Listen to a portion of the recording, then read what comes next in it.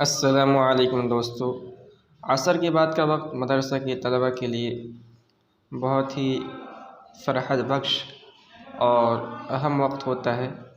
اس وقت طلبہ کھیلتے ہیں، انجوائے کرتے ہیں، تفریح کرتے ہیں۔ ابھی باہر میدان کے اندر ہمارے مدرسے کے طلبہ بھی کھیل رہے ہیں۔ آئیے دیکھتے ہیں کون سا کھیل کھیل رہے ہیں۔